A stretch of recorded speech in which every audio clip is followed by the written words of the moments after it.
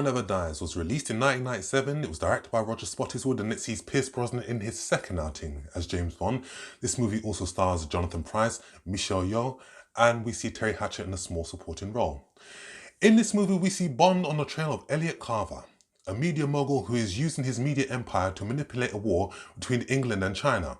And it is up to Bond and a member of the Chinese intelligence, Wei-Ling, played by Michelle Yeoh, to stop him. As always guys, before we go any further, I want you to hit that subscribe button so you can follow this channel. Hit that alarm bell as well so you get notifications from me when my videos are going to be uploaded, and give this video a like as well to help the channel grow. When Pierce Brosnan exploded onto the scene as James Bond in 1995's Goldeneye, he not only delivered one of the best debuts as Bond, but also he gave us one of the best Bond films ever. And at the end of the credits of every Bond film, it always says James Bond will return. So any film that would follow after Goldeneye would have its work cut out for it, because the bar was set so high. I've always said that Goldeneye and The World Is Not Enough were leaning towards Sean Connery's era as 007. Tomorrow Never Dies leans more towards Roger Moore's era as 007. Tomorrow Never Dies is a film that is loaded with double entendres. It's got an over-the-top villain. It's got a henchman. It's got great stunts. It utilizes gadgets, and it's got great locations. And Tomorrow Never Dies, just like Quantum of Solace, just like Diamonds Are Forever, is also one of the shortest Bond films in the series, at 1 hour and 51 minutes.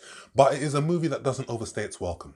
Tomorrow Never Dies has a brilliant opening sequence, but it is the post-credit sequence for me, which is where I have problems, because there is a lot of exposition in this movie and a lot of plot reveals which I felt were revealed too early within the movie, and I felt that should have been left later on within the narrative.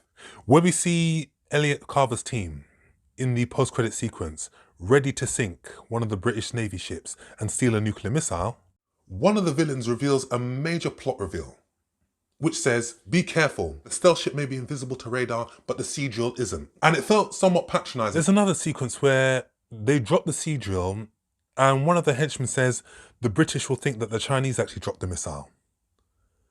And once the British Navy have actually discovered that something has been dropped into the water, and said, okay, the Chinese must have dropped this missile. And I felt, you know what, totally unnecessary. As an audience member, let us put some of the pieces of the puzzle together. Let us guess. And that was a major, major spoiler. Whilst I said that Tomorrow Never Dies leans heavily towards Roger Moore's era as 007, I can also say that it felt like a homage to another popular Roger Moore Bond film, The Spy Who Loved Me. And there are numerous comparisons between The Spy Who Loved Me and Tomorrow Never Dies. If we look at the performances, Pierce Brosnan has settled into the role of Bond. And he is a more wisecracking form than he was in Goldeneye. But Pierce Brosnan showed that why he was one of the best Bonds around. And he was suave, he was sophisticated, and he was on great form. Michelle Yeoh as Wei-Ling, her performance felt like a nod towards Honor Blackman, but also Barbara Bach's character, Triple X. She is very much Bond's equivalent. She is skilled in fighting, she is skilled in weaponry, she demonstrates great athleticism. There was a great fight sequence that was choreographed by Jackie Chan's fighting team, and I just thought that she made an excellent addition to Tomorrow Never Dies, and I think that she's one of the strongest Bond girls that we've ever seen. Terri Hatcher has a small role in this movie, but I feel that I didn't buy the relationship between she and Bond. She plays Paris Carver, Elliott Carver's wife, and she had a former fling with Bond. And I felt that relationship was a little bit underdeveloped, and I felt that relationship could have been developed a little bit further. You got strong support, as always, from the likes of Dame Judi Dench, Samantha Bond, Johnathan Pryce as Elliott Carver.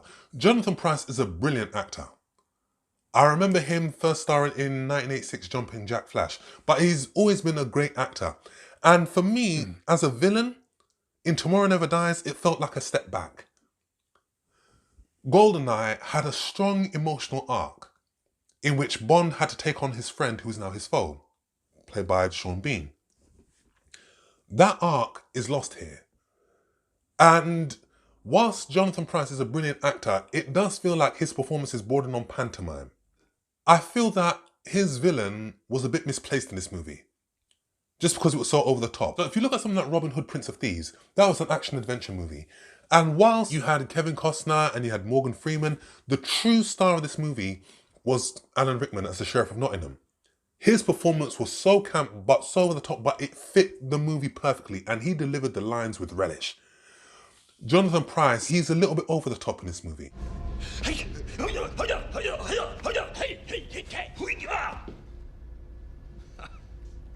Pathetic.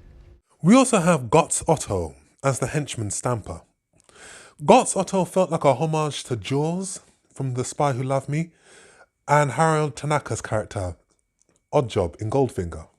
And Stamper was very monosyllabic, but I felt that he was a worthy addition to Tomorrow Never Dies. He wasn't the best villain that they had, but I did feel that it did go over the top in the finale sequence of the film, in particular the fight sequence between Stamper and Bond. And I felt that that fight sequence lacked the emotion and intensity that the fight between 007 and 006 had in Goldeneye. When I rewatched Tomorrow Never Dies, like I said, I saw comparisons between this and The Spy Who Loved Me.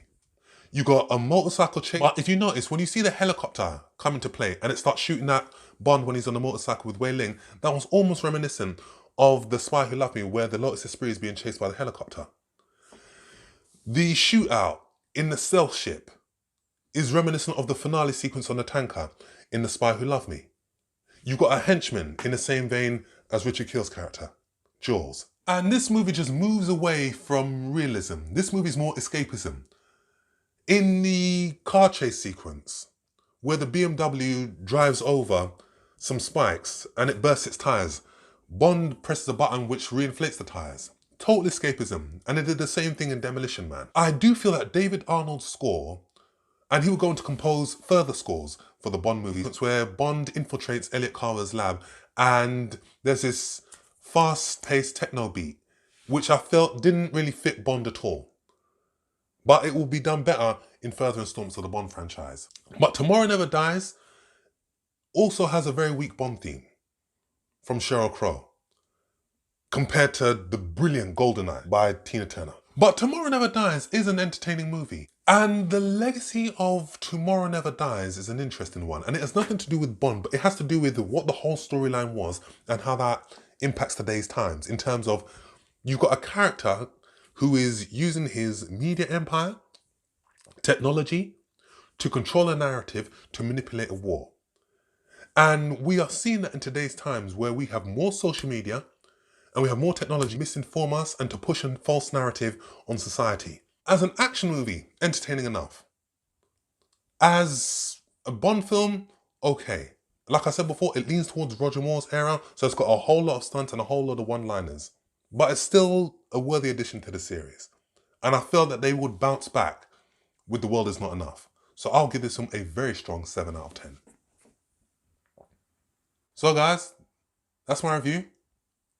As always, thank you for watching. Please hit that subscribe button so you can follow this channel. Hit the alarm bell as well so you can get notifications when my video is going to be uploaded. Give this video a like as well. Leave your comment with whether you've actually seen Tomorrow Never Dies and what do you think about it. And out of the 4 Bond films that Pierce Brosnan did, which one is your favourite? Comment down below and I shall see you all on the next film review. Take care.